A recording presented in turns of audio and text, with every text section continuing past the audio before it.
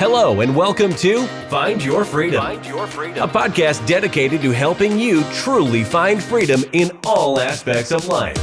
Join your hosts and their expert guests as they share practical tips and strategies for finding more freedom in your life. It's time to take control of your life and create the future you want. Let's find your freedom. Here are your hosts, Lenny the Boss and Omid Rad Investor.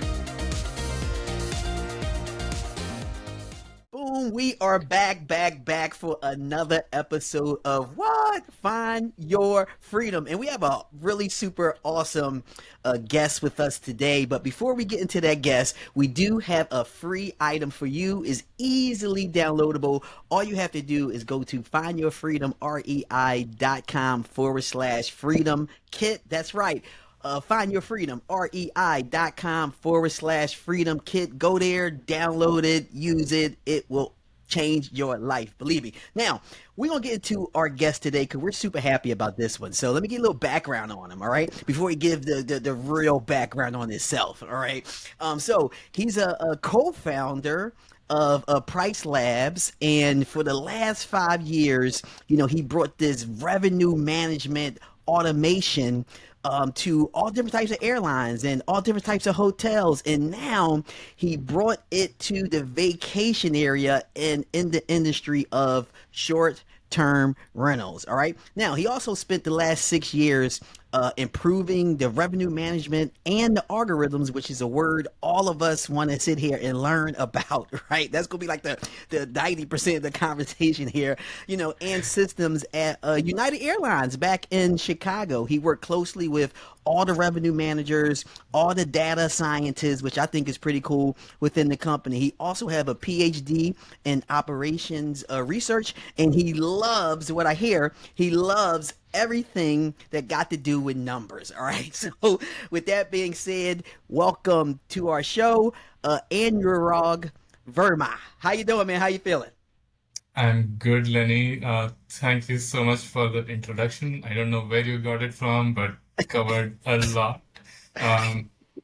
But yeah, I mean, fairly accurate on most things. I think the timelines were a little bit off, but we'll ignore that. Yeah. All right, cool. We're going to ignore that. We'll take that out. Hey, editor, take that timeline stuff out of the beginning. But hey, man, Yeah. we're super thrilled to have you on, because like we mentioned earlier, the algorithm and understanding how to price your properties the right way is everything, because we always want to maximize the dollar. But we're going to get into all of that. Before we do, if you could just give a little background on yourself to the audience. Yeah, I mean, you covered a lot of it, but broadly speaking, finished my PhD in 2012. Wife moved to Champaign from Texas for her first job, and I wanted to find something close enough. Champaign, Illinois, I don't know if half the people probably haven't heard of it, but Chicago was 3 hours away, so found my first job in United Airlines in their data science team. And I was there for about 6 years. Started out doing sort of figuring out which size plane should fly which route and those kinds of things, but then switched over within a year to revenue management, which for airlines is like they've been doing it for 30, 40 years now. This is nothing new. But even for airlines, there's so much more to be done. Like, technology is changing so rapidly. New sources of data come up, new computational possibilities. So there's a team that is always on figuring out how to improve the algorithms, and that's what I was doing. Got a little bit more into product side as well, on like how the revenue managers in the airlines use it. And then one of my undergrad friends was in Chicago studying for his MBA. And he had a spare room. He wanted to put it on Airbnb just to cover some basic costs. And he's like, hey, airlines do this, but like, why do short-term rentals not do this kind of a thing, right? And this is 2013 when we started talking about it. It took him a while to convince me to get into it. We found a third co-founder who was at that time at Orbitz. And yeah, that's how we got started into short-term rentals. At this time, Airbnb was still 5 years in, but decently new. Like, nobody I mean, a lot of people thought it would get really big, but you didn't bet on it as much. But yeah, so we did rolled out a product. People seemed to have an appetite for it, and then from then on, the airline journey I was talking about, 40 years in, there is still room for things to improve. It's the same story here. 10 years, 9 or 10 years in, there's still so much to improve. So like every day, just figuring those things out. Yeah. So, so I want to interrupt you there. So, I mean, Yeah. I think that's super incredible. So, you have a roommate. You're doing your W-2 job. You have a certain type of skill set, and then you identify, hey, there's an opportunity in this business. Um, what made you decide to kind of go all in and kind of create this product? Because I think a lot of people get scared. They're like, hey, this is, and Yes. a lot of people have like the a potential solution, but they don't actually act on it. So what made you Yeah. decide, hey, you know what, let's give this a try and see where it goes? I am with every single one of them who says like, okay, like I have a solution. I don't know if I should do this, or how do we go all in? Because I told you, right? Like 2013, 2014 is when we started talking about it. 2014 is when we rolled out a product. At this time, I was still working full time at United. So we built out the product nights and weekends kind of a thing. And then it was the three of us. Till 2018, it was still the three of us, and we still had our full-time jobs. Uh, Wow. so we did not have to take any funding, figure out how to do any of that. We basically, and this is something that's unique about the software industry in some ways, that to start something new, it doesn't cost much, right? So Mhm. like you can go out and build a software solution nights and weekends without finding an investor, without anything else. You need to like fund yourself to keep the bills paid, which the W2 did essentially.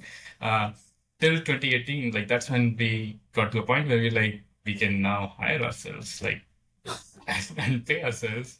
We all had families, at least two of us had families, so like we weren't in a situation where we could jump off and say, let's do it. And to be honest, it wasn't like all easy and rosy. Like there were times when we were like, okay, if we are serious about this, maybe we should go raise funding. And we talked to a few investors, and the fund investors would say like, if you're not doing this full time, like I don't think I'm putting my money on it, right? Like uh, if you don't believe in this full time enough to go full time, like why should I believe in this and put my money on it, right? So we're like, fair point, like agreed.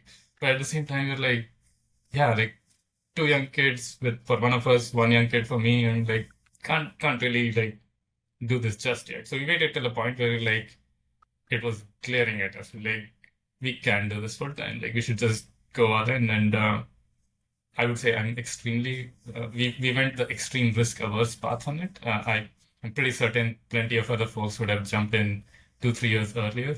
We waited our while. In many ways, and this is where luck also plays out. Like in many ways, it was okay because a lot of the industry was not fully ready for the solution yet. Uh, so we started in 2013, 2014. In the same time frame, there were at least three other companies. In 2014, three other companies started doing the same thing, and all of them were full time. They had like a team of three, four, six, 10, whatever you want. Uh, and then 2015, one other company started, but because maybe the market wasn't ready for it, or maybe the solution wasn't good enough, nobody gets to know this, unfortunately.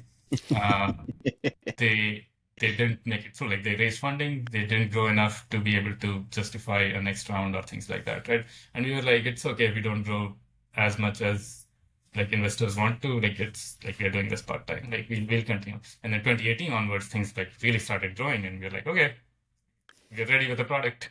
It was that time, Yeah, right? So yeah, let me before we get into the Price Labs, because we really want to jump into that. But there's some things that you did mention because a lot of our audience are entrepreneurs yeah, or they are wanting to be entrepreneurs. And there's just some key things that you said here that I hope we can jump into. And one of the things you said was, one, you started this back in roughly 2014. Is that right? Yeah. 2014.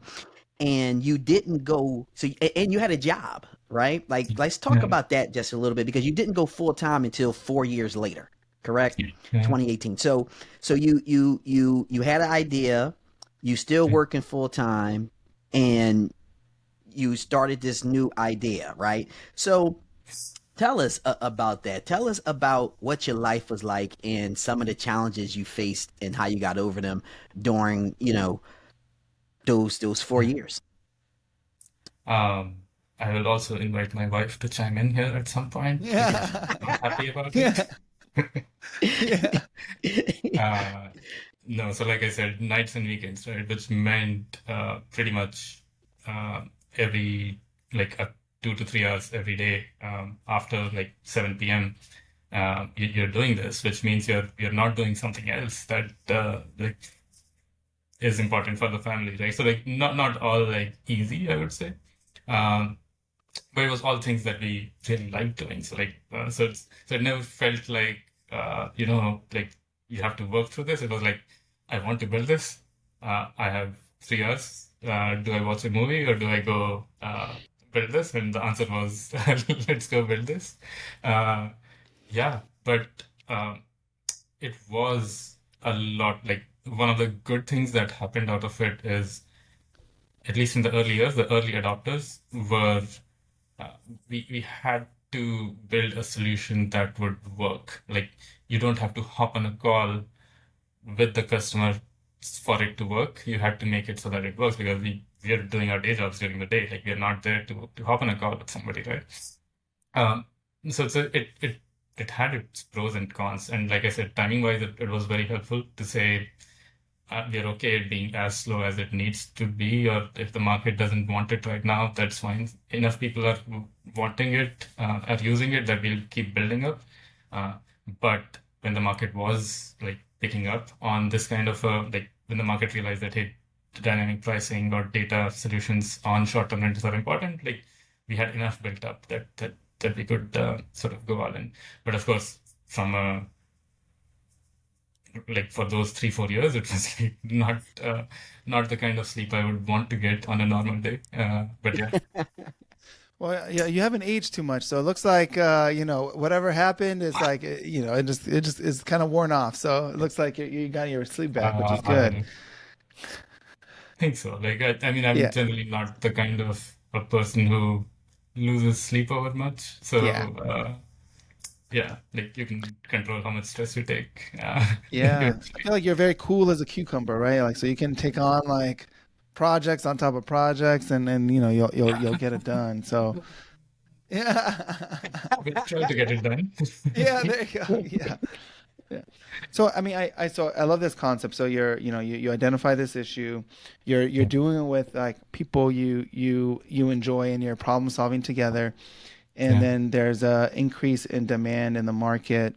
So like walk us through kind of like how the product evolved and how you're able to get it to the masses, because I think that's interesting in itself. Like there's Yeah. one thing when you have a solution, but how do you get people to know about it and then competing with other competitors who are coming out with something similar at the same time? Yeah. So in terms of like our initial marketing plans were very cheap and lofty, I would Yeah. say. We built this out, but even before we built this out, we had reached out to a lot of Airbnb hosts.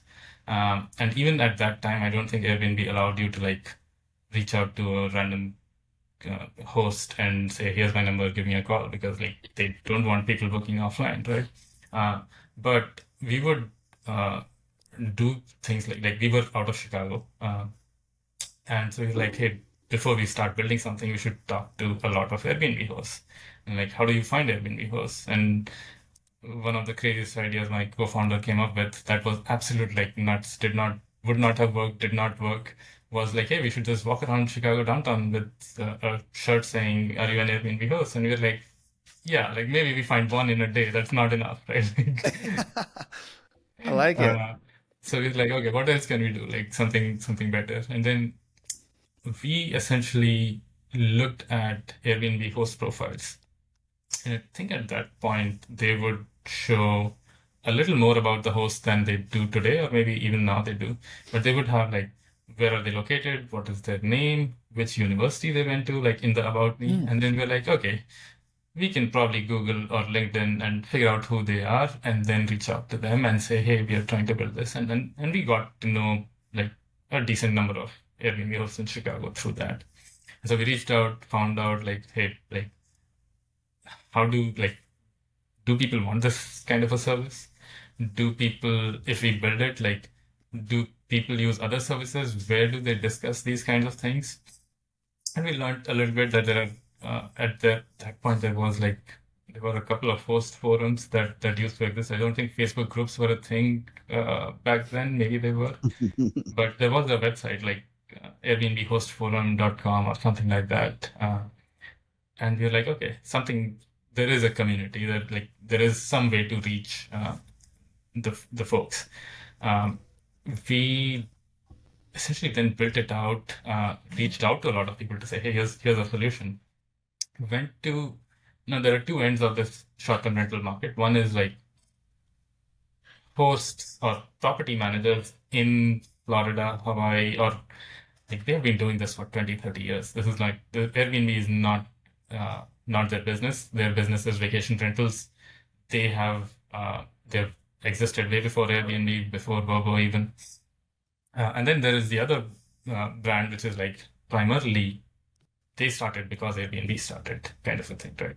So we, for the first segment, which is the property managers who had been in existence for a long time, there are conferences. So we went to some of these industry conferences to say, hey, look, we have the solution. Even if they were not using it, they would give us feedback on what to do, what not to do. Sorry, give me 1 minute. Can you hear me? Yeah, I can hear you. Oh yeah, you're good. Go ahead. Yeah. For some reason, I can't hear you. We're loving this story, man. Perfect. Okay. Yeah. My headphones just ran out of battery. Oh, they just died. Yeah. They had to. Okay. So we got to a point where we were like, okay, there is some way to reach the property manager segment. The individual hosts, it more or less happened, I would say, word of mouth. Like some people used it and they were like, hey, this is good. Like anytime somebody asks them like, hey, what do you do for pricing? How do you figure out when an event is coming up, you should raise your prices? They would recommend our solution, right? And we kept trying to do a few things, but I don't think anything else worked other than making a product that worked and providing really good customer support. I think those were the two main marketing levers that we used. We had not spent any of our own dollars on marketing till 2021 or maybe 2019. Wow. We tried a little bit. Wow. And when I say our own, we had my co-founder and I had another classmate who was working at Facebook, and Facebook gives you like, $200 a month credit for you to try how Facebook ads work. And he was like, hey, do you guys want to try it? And we're like, sure. No way. So that's how we tried out a little bit. This is way back in 2015. We were like, okay, let's try Facebook ads and see if that will work. But truly, like, we did not spend anything on marketing, anything serious on marketing, other than going to these conferences and things like that till very, very late. Most of it was being in an industry where there is a community, so where hosts talk to each other, because then if one host finds out about you and if they like your product and your service, then they're going to tell other people about it, right? So that word of mouth really is what I think helped. That's amazing, man. It's really interesting to hear that you organically grew this thing, for over 6 years before you start seriously putting some dollars into some ads, right? You did the industry, items, and I think that's cool. So I guess when it comes to PriceLabs, both of us use it. Just to let you know, we use so we are users, right? It's important to know, listeners, we're not just talking out of just talking. We're talking out of experience here. But I guess let's talk about this algorithm and how PriceLabs work. So, we all kind of, took the you got like some upfront, like I guess we call it like classes or whatever that you take, like some trainings, I should say, and you start applying the trainings, and you personally get smarter in your area, and you start changing some things. So, what are some of the biggest things that you have seen hosts do in PriceLabs that they shouldn't be doing because it's working against them than working for them? Oh, the biggest one. Yeah, because I have a feeling I'm doing something that's working against me. Yeah. So the first thing that you guys do that others don't is just listen or attend those training webinars and listen to those, right? And a lot of our customers end up not doing that. And again, there are different ways everybody learns. Like I'm preaching this. I'm not the person who will listen to a webinar before starting using thing. My way of working is to get in there and try everything out, or like read the help tooltip or article, and I'm not on the webinar spectrum right there, right? But a lot of people are, and if you are, like 100%, like go attend those webinars, right? One of the things that people do is underestimate the product sometimes, and I have a very clear example of where. We look at market trends to figure out what's high season, what's low season, and things like that, right? So think of a beach market where you've been hosting and you don't use any dynamic pricing, but you know intuitively, and again, you've been hosting for like 10 years maybe, you know intuitively that high season goes for about 150 and low season goes for about 100, and shoulder, maybe May and September, go for let's say 120, right? So three price labs: 100, 120, 150. And you've been doing pretty well. That's actually better than having flat prices all year round. Why would you use PriceLabs now? Like the reason to use PriceLabs is because maybe in summer, not every day is worth 150. There might be a major festival happening and you can charge 250 on that weekend. Whereas something else you might not need to reduce a little bit. Or if it is last minute and it's still not booked up, maybe 150 is not going to get you booked, maybe 140 is, right? And things like that. So people then try PriceLabs. And sometimes they don't realize that we are already accounting for these market seasonality trends by looking at historic demand, future demand. And we used to have this feature where you could set base prices by season. And people would go in and plug in that, hey, in low season I want 100, in high season I want 150. But then our algorithm is saying during high season, during summer, bump up prices by X% anyways. And instead of if you have already added a base price increase and then we double it up, then the high season goes too high. And then the question comes like, why are these prices so high? You're like, no. You did too much. You needed to do a lot less than what you did. People still can set or should set seasonal minimum prices. Like to say in high season, I absolutely don't want anything below 130. But the rest, our algorithm should be able to figure out a lot.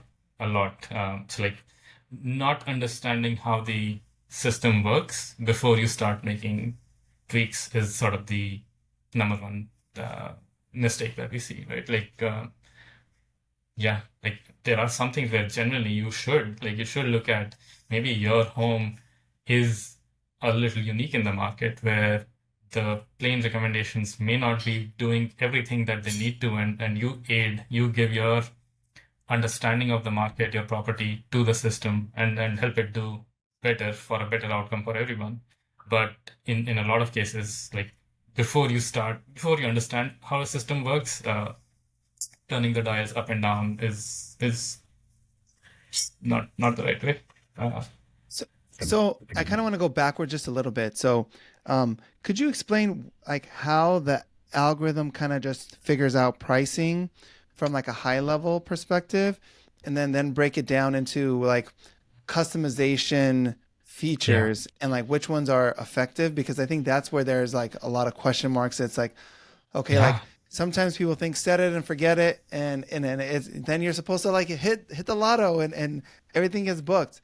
yeah, So maybe like breaking that down a little bit, because I think that's where maybe there can yeah. be some misconceptions around Yes, like using the tool effectively. perfect. Yeah. So two, there are three main components to the algorithm. One is what we call a base price, right? Now, think of base price as representative of your home's quality. Yeah. And that is very, at some levels, you can say it's very easy to figure out. And at some levels, it's very hard to figure out. You can have two one-bedroom homes, apartments in the same building, and they have very similar reviews. They have everything very similar. Uh, but one of them is selling at $100 a night on average, and the other one is selling at $150 a night on average. And you can ask, like, what's different? Like, why are there two different price points? One of them could just be that although it's in the same building, one is facing the ocean and the other one is facing the parking lot. And then this is the crudest possible example I can think of. But there are plenty of like within the home, the kind of furniture is in there, the kind of furnishing is in there. Like Airbnb, I think, does not have a checkbox that says newly furnished or like, old furniture or things like that. So like there is something that that an algorithm is still not going to be able to figure out that a human being does. So when a customer starts, we ask every customer to say, hey, here's the market data. Here's where other two-bedroom homes or one-bedroom homes are placed. You can select the ones that are near the lake or near the ocean. You can do a lot of filtering, but then we want you to sort of say, okay, on average, I want my home to be sold at $120 a night or $200 a night or whatever that number is, right? That is where like you are giving your human understanding of your home to our algorithm. Now that with that as a starting point, we are saying, okay, if on average it should sell at $200 a night, we will then say in this market, high season books twice as much in terms of occupancy and at market rates that are 50% higher than average around the year, which means we figure out how much can you charge where you maximize your revenue. So we are not necessarily saying maximize occupancy, like we're not saying let's get everything booked. We are saying what number should you go to so that you make the most money. And then we come up with, okay, if on average around the year you want to sell at 200, then in high season you can increase the price 60%, and in low season reduce it by 30%, for example. And which means during high season now you're at 320 on average. Every day is different. I can go into how every day is figured out and then things like that as well. But broadly speaking, we look at demand patterns in the past. We also look at what's happening in the future. So like one of the easiest way to figure out if demand this year is how demand is shaping up this year is by looking at today we are on January 29th. If I look at July, the month of July right now, maybe in some location right now it's 10% booked. And that's information, but without the right background, I don't know what to make of it. What we do is we say, hey, we have been taking snapshots of this data all along. You can go back a year and say, on January 29th, 2023, a year back, how was July of 2023 looking? And maybe there we say, hey, it was 15% booked. And that tells us last year at this time, July was 15% booked. Now it is only 10% booked. This year, we are forecasting demand to be softer. Then we create our machine learning models to say how much softer. Like if you're down 5% right now, how much farther down will you be? Like last year, maybe July was 80% booked eventually. how much lower do we expect this year to be, right? So we do all of that to figure out across the year how will the demand look, how much to increase prices, how much to reduce prices. Now, all of this is being done by looking at your sort of micro neighborhood. But the next layer that comes in is saying, hey, look, our algorithm has come up with these price recommendations, starting with the base price, doing fluctuations for each day. Now it's in some ways on you. Are you somebody who likes to get booked far out? Or are you okay keeping prices high far out and taking some risk and saying, if it doesn't book, I'll take a booking last minute. That's okay with me. Usually, we see that far out people should have slightly increased prices and slowly reduce them as it gets closer. But we also have customers who say, hey, I want the mental peace to know that 6 months out, I have some bookings and I'm going to cover my mortgage, right? I do not want that risk of having everything booked last minute. So this is where the customizations come in, which are more for your personal preferences to say, how do I want to operate? The base price is similar in some ways. Like if the base price is too high, you'll get very good ADR bookings, but maybe not as many bookings. And maybe your preference is to say, hey, look, reduce your base price. Our system will give you the feedback to do a lot of these things. The second set of customizations come in where it's not about your preference, it's more about uniqueness of your property. So on that front, let me think if I have a good example.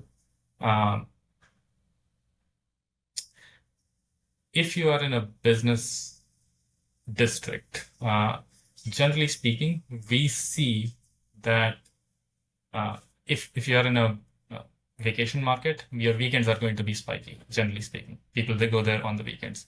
If you're in the business district in a city, you will generally see that weekdays actually have as strong of a demand as weekends. That's because even business travelers are booking short-term rentals, right? But for whatever reason, if your marketing is very heavily tailored towards vacation rentals, you yourself might still see more of a weekend pattern. And when we track the market, we are like, hey, this market is mainly business driven. 2 bedrooms mostly sell between weekends and weekdays. There's not much of a difference. But in your properties, you might be seeing that, hey, weekdays sell a lot less than weekends. So you might then go say, hey, I'm unique in my market, and maybe I need to add a customization. Now, the thing is, very few people are unique in their market. Like if everybody was unique, then No, Everybody you got thinks it they're wrong, unique. man. Everybody's unique in their market. I'm special. I do something Everybody, special. by Yeah. heart, everybody is unique. But I got a question for you. You know, So, what yeah, one of the things we use PriceLabs for yeah, is a lot of what you just mentioned, and yeah, also a lot of the data that's being furnished, right? right, You know, right, you furnish things like estimated revenue of yeah, properties. You yeah, furnish things like, hey, you know, it looks like that the average renter are renting 6 weeks out before they're actually going in. yeah, So, you know, talking about this data, especially when it comes to like revenue, yeah, how accurate is yeah. that? It is as accurate as anybody else can get. Let me answer that. Nobody has this data, not even Airbnb, right? So if you have a home on it, I mean, let's say most customers that we have tend to host not just on Airbnb, but also on Vrbo. They might also have their own direct booking website or things like that, where like sometimes they take booking, like a 2 month long booking, block off their calendar on Airbnb. Now, when I say Airbnb doesn't know this, what I'm trying to say is like if somebody books on Vrbo, Airbnb doesn't know if that was a booking on Vrbo or did they just decide to not host during that week or weekend or whatever it was. If for 2 months you end up taking a midterm booking, and it's through your direct booking website or through Vrbo or whatever other channel, the other OTAs don't get to necessarily know this, right? So that's what I meant by like Airbnb themselves don't necessarily know exactly how much each property is making. They know how much it's making on their platform, but how much is it making on other platforms? Who knows, right? Now, the way we try to triangulate how much a property is making is by essentially seeing every home's calendar and seeing what is changing. So, for example, today, when I look at the forward-looking prices and what dates are available and what are not available, I can see that, okay, there are these pockets that are not available. There are maybe the entire month of March is still open on your home, right? And then 2 days later, maybe 3 days disappear, right? Now, we want to figure out, are those 3 days that disappeared a booking or a block? It's possible that you said, yeah. Yeah, no, And you're exactly where I want you to be. That was my okay, next question. So go okay, ahead. yeah, yeah. So yeah, so like you essentially we want to know, was that a booking or was that a block? If it was a booking, then we know the last price that we saw on the home for those dates. And then we are able to say, okay, if it was a booking, this is the rate that the guest paid. If they had a weekly discount, monthly discount, we can bake those in if it's a week-long booking and things like that. What you don't get to know, and this happens rarely enough, hopefully, is if the guest negotiated a further discount from the host or things like that. Happens less and less in days of instant booking and things like that, but it does happen, right? And then if it is a block, then we want a way to be able to say, hey, look, this is not a block. This is not a booking. Do not count it as occupancy. Do not count it as revenue. Now, how do we do that? We thankfully have a lot of data from our customers to be able to say what looks like a booking, what looks like a block, right? And we are never going to get it 100% right. Nobody is ever going to get it 100% right. Like if 3 days around July 4th disappear from the calendar, used to be available, now became available, it looks like a booking. If you decide to block off those dates, there is no way our system can say, this is not a booking, this is a block, because it looks exactly like a booking. But on average, across many, many homes and many, many dates in the market, the way we want to set these systems up is that they cancel each other out. Sometimes we misclassify a booking as a block. Sometimes we misclassify a block as a booking. But on average, we get to a number that is that doesn't have a bias. Now, so if you look in our product, when you look at a particular home, we always say like, this is estimated occupancy or this is estimated revenue. Like it is bound to be wrong at a home level, but at a market level, it is still an estimate, but it is good enough. Like it is, errors are canceling each other out to where you can say, hey, broadly speaking, yes, this is what we expect to be happening in the market. So generally speaking, when we provide the estimates, we don't necessarily say provide an estimate for a property. We want to provide an estimate for a market or a collection of properties. You can, of course, go and say, I only want to consider super hosts. I only want to consider homes with pools. I only want to, but as long as you keep filtering and you have at least 20, 30 homes, the collection is what matters. If you go down to like, you say, hey, there's this one comp and you're estimating the revenue to be 50,000 a year, I'm going to tell you, okay, it may not be 50,000 a year, right? Like there is an error margin around it. But as you keep increasing the number, the error margin keeps reducing. Does that? Okay, so I'm kind of curious about, so you guys released more recently kind of this new feature with the hyperpulse. Hyperlocal. So what is that? How is that different? And what are the advantages of using that over customizing yourself or maybe you can kind of walk us through that a little bit. Perfect. So hyperlocal pulse is sort of a replacement for our old algorithm. It you mentioned customizing yourself. I don't think from that perspective either of them were different. if there was a need for a specific customization, you can still do it in Hyperlocal Pulse. All our sort of tests so far have shown that with Hyperlocal Pulse, you should need fewer adjustments or fewer customizations. It's still not going to fully eliminate the need. The main things we did with Hyperlocal Pulse is earlier our algorithm would say seasonality is at a broad market level. So all of Chicago was getting the same seasonality.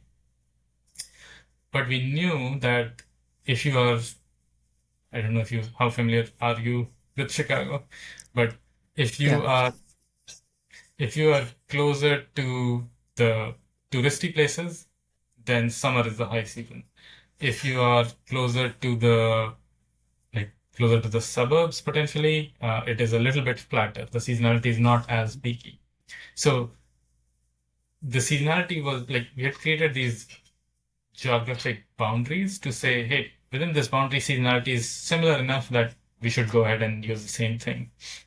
And part of it was because seasonality is a fairly computationally intensive thing to calculate.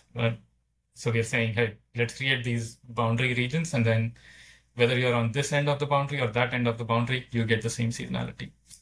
With Hyperlocal Pulse, what we are saying is there are no boundaries. Every home creates its own boundaries, essentially. So if you are in the northern suburbs of Chicago, you get a hyper-localized comp set that is only in the northern suburbs of Chicago. If you are in downtown Chicago, you only get downtown Chicago. You don't care about what's happening as much in northern suburbs of Chicago. That's the hyperlocal part of it. The pulse part is more, it is a lot more adaptive to what's happening in the future. This example I gave of is traditionally July is high season in Chicago. But we can see right now if July this year is going to be as high as last year or not. And if it is not, then we want to start adjusting already. So that's the sort of the reactive part of it that we put in to say, hey, look, the market is not looking as strong as before. We are going to reduce the prices to get you some bookings instead of no bookings kind of a thing. Yeah. I think you mentioned at one point, I didn't address it, how I do say we want people to do fewer customizations, but we do want people to come into the platform and see what's happening, because there are things that you guys know as people in the market that an algorithm might not know, and something might be happening to your property that you're like, hey, I want to address this. So it's totally we do encourage everyone to log in at least once every 2 weeks, see what's happening in the market. There's a lot of data in the product to see what's happening in the market, set expectations to say, okay, do I want to do something that the algorithm is not doing, and things like that. So totally fine with people playing around with the platform data. If you understand the customization, yes, use it, but don't use it without understanding it. Lenny, we can't hear you. We can't hear you. Your mic's not working. Sorry, guys, I was on mute. I said we was going to take your model, just jump in there and just start hitting some buttons and see what happens. But hey, this I want to talk just a little bit more about kind of the topic that we're on, and more about the kind of understanding the forecasting, right? Mm-hmm. Because you were just mentioning, hey, last year X amount of people was able to come, and then this year you can see that X amount of people might not be coming, right? And I guess as a host, how do we actually see that? So, I understand that your algorithm is picking that up, but as a host, how can we see that, just in case we want to go in on top of the algorithm and do those things that you're not too highly of, which is, specializing your your properties to the market? Yeah. So if you go to your account and hit review prices for a property, the calendar shows up. Right next to the calendar, there's a tab called neighborhood data. And that tab has two graphs that have a ton of information. They show you what are your prices. In the background, they show what are the market's rates. You can also overlay sort of how were my bookings last year, what price did my bookings on these days last year come at, what are my future bookings looking like. And then below that, there is a chart that shows what is the current market occupancy looking like. And then there is a checkbox where you say, show me last year data. And it overlays what was the occupancy looking like at this time last year? What was the final occupancy last year? So you're able to very easily say, hey, look, looks like October this year there is something happening. Like there's a weekend in which a lot of bookings are coming in that last year nobody was booking, at least at this time, right? So you're able to quickly identify a lot of things from those two charts. And that data, again, is the hyperlocal data I mentioned. There's also a map right below that where you can see what area and what properties are we tracking. And then below that, there is also a section where you can handpick some properties to sort of track those. Instead of, looking at aggregated graphs of 300 properties, you can say, hey, these 10 properties are close to me and compete with me directly. I want to see what they're priced at, whether they're getting booked or not, and things like that. So a lot of information is packed into that neighborhood data. Like I could spend an hour going over each nuance there. Oh yeah. Yeah. Yeah. It also shows you. Good. Yeah, no. So I guess but I guess I feel like we have to do like multiple sessions with you, but like just kind of concluding, if somebody's a relative beginner, and they're using your product, what is like maybe like 3 tips you would give them to kind of streamline it or make it a little bit easier as they're like slowly building their skill set to kind of know how to use the tool itself? Yeah. I think the first thing I would say is that review your base price. A lot of times we see when somebody says we are not getting enough bookings and we look at their account and their base price might be like at the 90th percentile of the market. And they're like, this is like, you need to be an exceptional home and a listing to be able to generate enough bookings at that price point, right? So and sometimes it's okay to be there. Like we also have customers who started out like setting the base price at the middle of the market, kept getting booked, kept getting great reviews, and kept inching the base price up and still continue to get bookings. And they were like now at the 90th percentile and still getting all the bookings, right? And they have built that reputation in some ways, and their property must be really good. But if you're not getting booked and your base price is really high, that's sort of a signal that, hey, look, you might think very highly of your property, but the market is not. Like if you want to get bookings, you need to come down a little bit, right?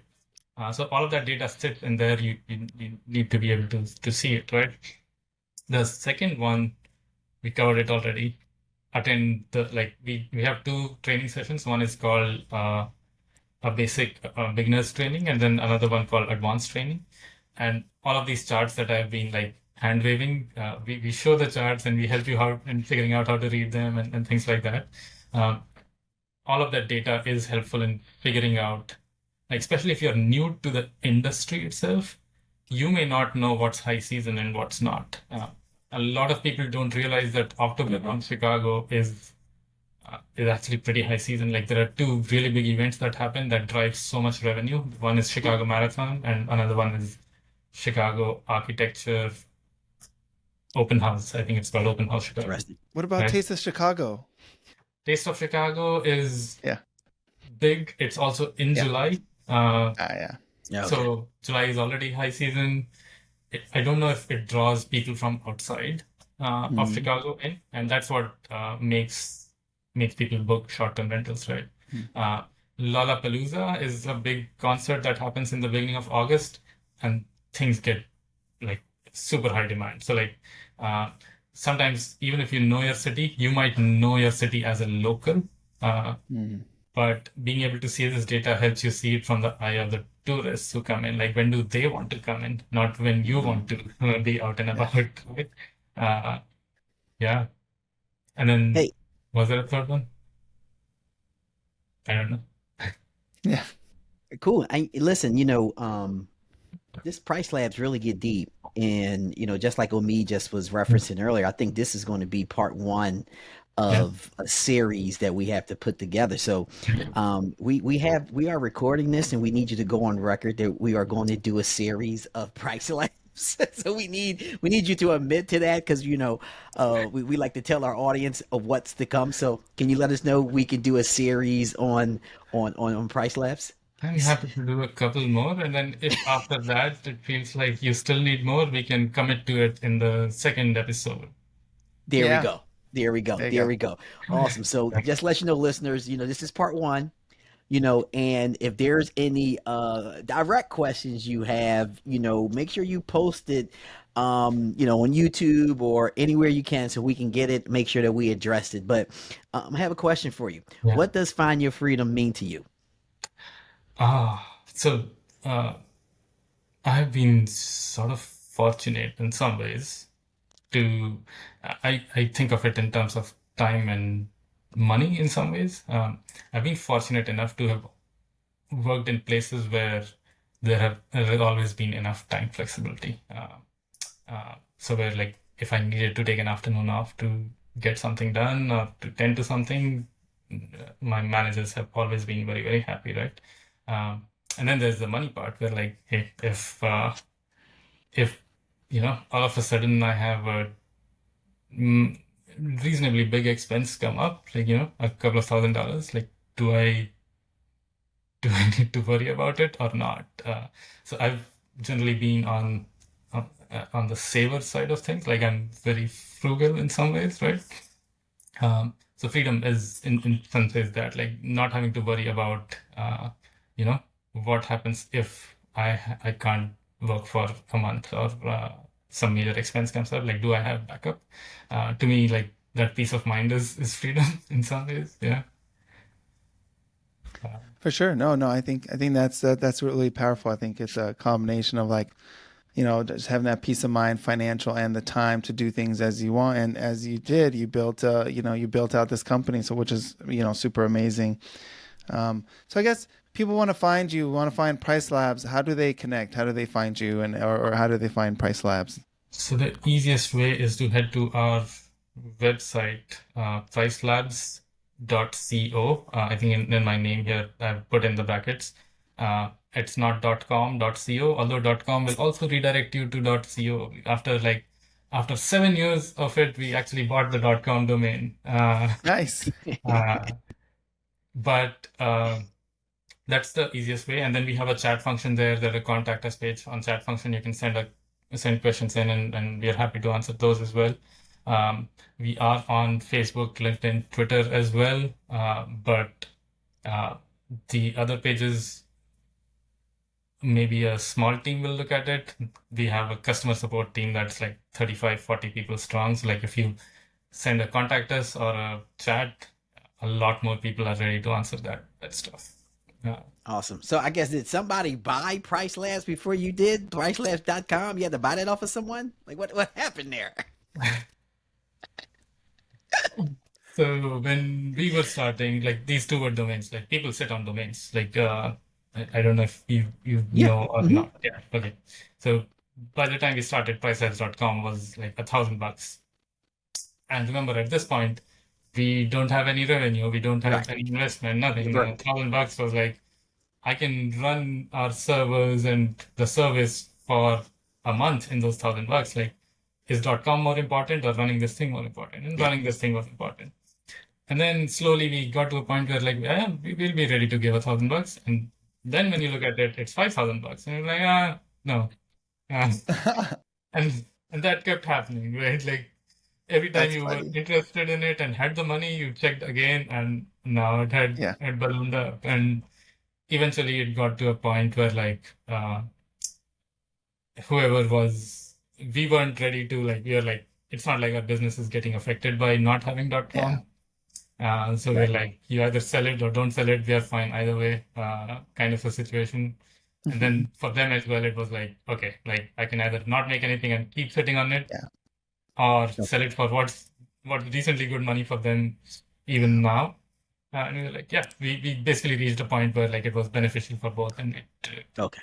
All right, cool. I figured Love it. that. I figured something like that happened. All right. So we're coming to the end of the show, and at the end of the show, what we like to do is we like to do this big boom session. All right. And how it goes is I'm going to count 1, 2, 3, and after 3, all 3 of us in the uniform manner are going to say boom and hold it as long as we can. Now the objective here is to buzz out some speakers. So with that being said, fellas, are you ready? Let's go. All right. On 3, guys. 1, 2, 3. Awesome. Check this out, man. We just had a fantastic episode, which I'm going to call part 1 of PriceLabs. And today we just brought you just the basic things, but we plan to bring you a little more things behind the scenes with PriceLabs. We're going to go much deeper with the questions and give you everything you need so you can price your properties and your buildings the correct way. I'm telling you, if you are not using PriceLabs today, you are leaving hundreds, thousands, and depending on what kind of property you have, thousands and thousands and thousands of dollars on the table. I am a user and a believer of PriceLabs. Omid is a user and believer of PriceLabs. And we're telling you to, if you're not with PriceLabs, you need to get with PriceLabs today. All right. And also, we want you to leave and listen and leave an honest 5-star review. That's the way that we're going to bring a part 2 back, bring part 3 back of PriceLabs, as well as other guests, here to just benefit you. And we need you to share this. We need you to subscribe. We need you to share it with your mother, your sister, your brother, your aunt, your uncle, your cousin. Share it with all your coworkers, the ones that you like and the ones that you don't like. Until the next episode of Find Your Freedom, we talk to you soon. Peace. Thanks for listening to Find Your Freedom.